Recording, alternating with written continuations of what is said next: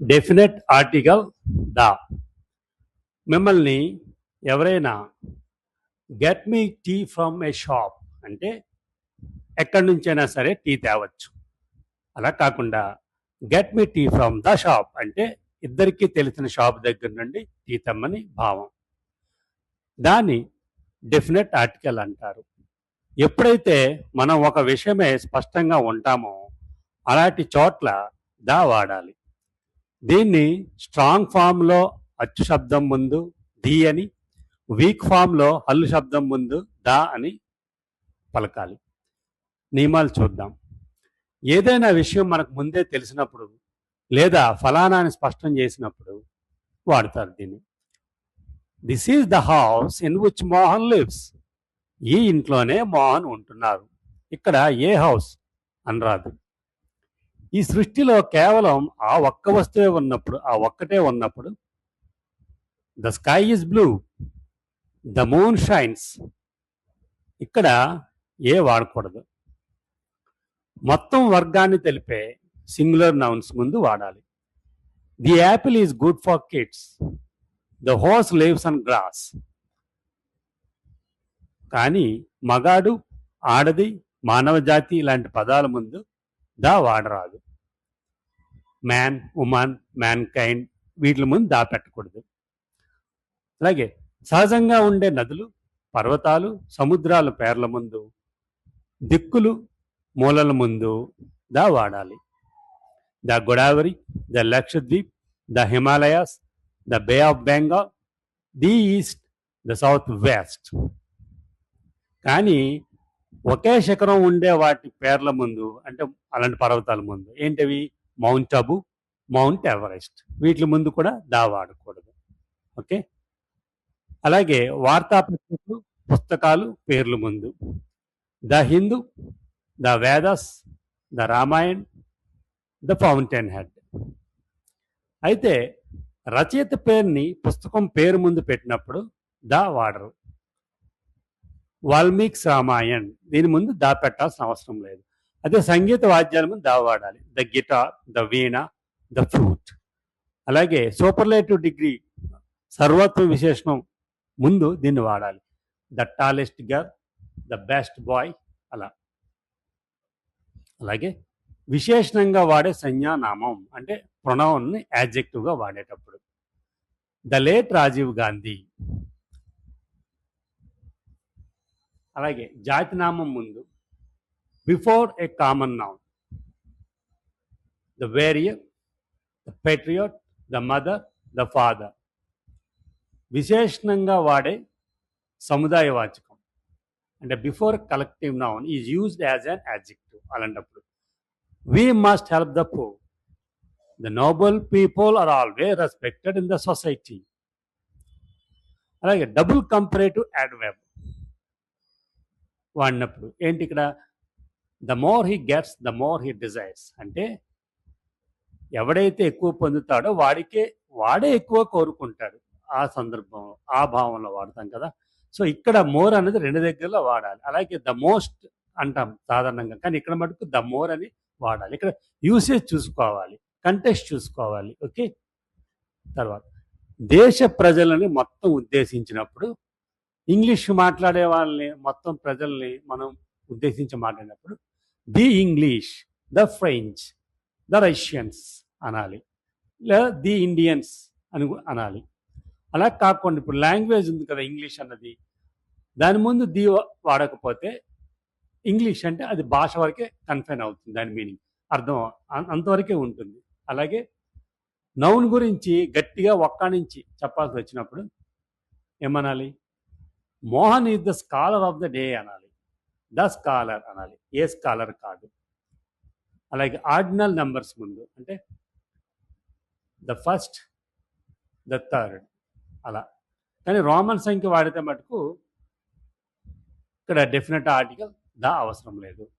6 రో అంటే సరిపోతుంది. అలాగే వృత్తుల ముందు the teaching profession, the navy, ఈ హ్యాస్ జాయిన్డ్ ద బార్ బ్రాకెట్లో అసోసియేషన్.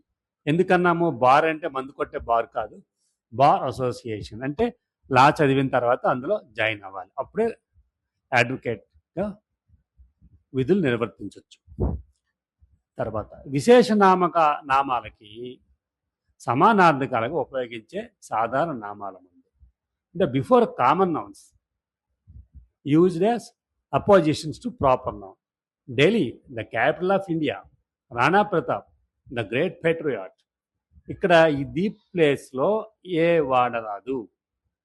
అలాగే ఒక కౌంటబుల్ నౌన్ గురించి తర్వాత వాక్యంలో చెప్పేటప్పుడు ఇది వాక్యం సెంటెన్స్ మారుతుంది కాబట్టి 17వ రూల్ కింద ఇస్తున్నాను దీన్ని. He brought an apple, I add the Apple. అంటే అతను ఒక యాపిల్ తెచ్చాడు, నేను అదే యాపిల్ తిన్నాను అనే భావన చెప్పేటప్పుడు వాడతాడు. ప్రకృతిలో సహజంగా ఉండే వాటిని చెప్పేటప్పుడు కూడా ద వాడాలి. The wind, the future, the weather, the climate, the human race, the atmosphere, the public, the sea, the environment and the past. ఇక్కడ దీన్ని చాలామంది ఎన్విరాన్మెంట్ అంటారు, చాలామంది కూడా పేపర్లో కూడా అలాగే రాస్తారు, కానీ దీన్ని ఎన్వైర్మెంట్ అనాలి. ఎన్ సైలెంట్ ఇందులో. ఇది ఎలా తెలుసుకుంటారు అంటే డిక్షనరీలో ఈ పదం పక్కన ఉన్న ఫొనెటిక్ ట్రాన్స్క్రిప్షన్ చూడాలి. మీరు చూస్తే దాని ప్రకారం చదవాలి. అలాగే అది చదవాలంటే మీరు ఐపీఏ నేర్చుకోవాలి, ఇంటర్నేషనల్ ఫొనెటిక్ ఆల్ఫాబెట్ నేర్చుకోవాలి. అప్పుడే మీరు ఒక ఇంగ్లీష్ పదానికి సరైన శబ్దం ఇవ్వగలరు. అంతేకాకుండా ఒక భాష నేర్చుకునేటప్పుడు ఆ భాషలో ఉండే శబ్దాలను ముందు నేర్చుకోవాలి, అప్పుడే మనం భాష మాట్లాడాలి స్పోకెన్ ఇంగ్లీష్లో.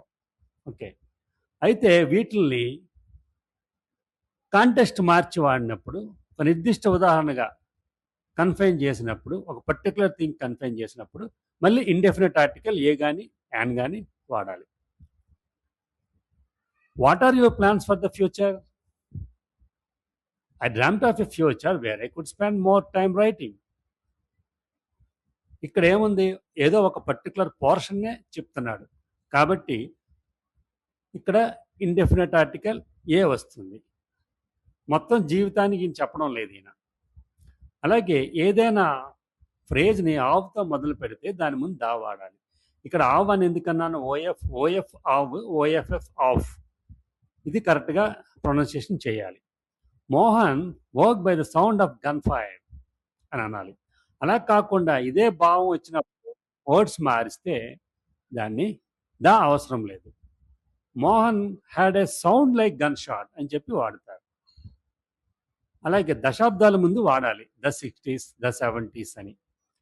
బోనియం band was very famous in the 70s. అలాగే పొజెసివ్ ప్రొనౌన్ స్థానంలో దాన్ని వాడచ్చు, రిప్లేస్ చేయొచ్చు. ఈ held his daughter by the arm. ఇక్కడ హర్ ఆర్మ్ అనకుండా ది ఆర్మ్ అని చెప్పేసి అనొచ్చు. అలాగే పెళ్ళైన జంట లేక మొత్తం అంటే ఆ కుటుంబం మొత్తం వస్తున్నప్పుడు ఆ ఇంటి పేరు ముందు దాన్ని వాడచ్చు. ఎలాగా, the Sunplas are coming on Sunday. సన్ప్లా అన్నది ఇంటి పేరు, వాళ్ళు ఫ్యామిలీ నేమ్ అంటారు ఇంగ్లీష్లో, మనం ఇంటి పేరు అంటాము, సర్నేమ్ అంటాము. The Sunplas are coming on Sunday అనొచ్చు. అలాగే యాడ్జెక్టివ్ని నౌన్గా వాడినప్పుడు దా చేర్చాలి. ఎలాగది, the deceased has no relatives. ఇక డిసీజ్డ్ అంటే చనిపోయిన వ్యక్తి, యాడ్జెక్టివ్ కదా, కానీ దీన్ని నౌన్గా వాడుతున్నాం కాబట్టి ముందు ద డిసీజ్డ్ అనాలి. ఇక్కడ ఇంకో కన్ఫ్యూజన్ ఏంటంటే ప్రొనౌన్సియేషన్లో డిజీజ్డ్ అని చెప్పి ఒక వర్డ్ ఉంది, అంటే జబ్బుతో ఉన్నవాడు. అది డిజీజ్డ్, స్పెల్లింగ్ మారుతుంది, ప్రొనౌన్సియేషన్ కూడా డిజీజ్డ్ అని చెప్పి అన్నిటికి కూడా వాయిస్ ఇవ్వాలి.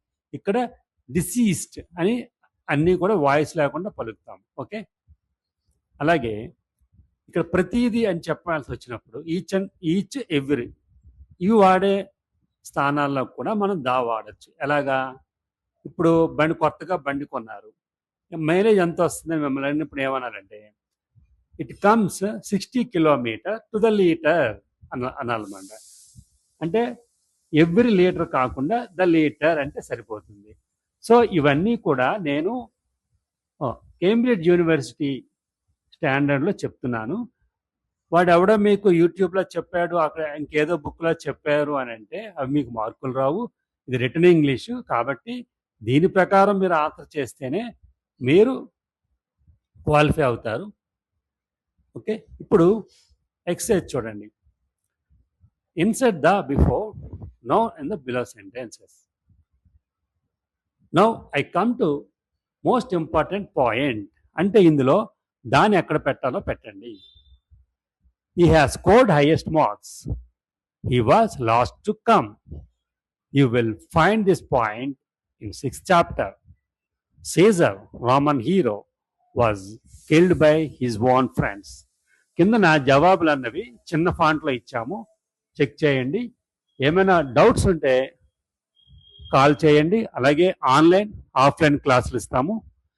ఇది డిఎస్సి ఇంగ్లీష్ ప్రొఫిషియన్సీ టెస్ట్లో ఇది కంపల్సరీ ఉపయోగపడుతుంది. Have a great day.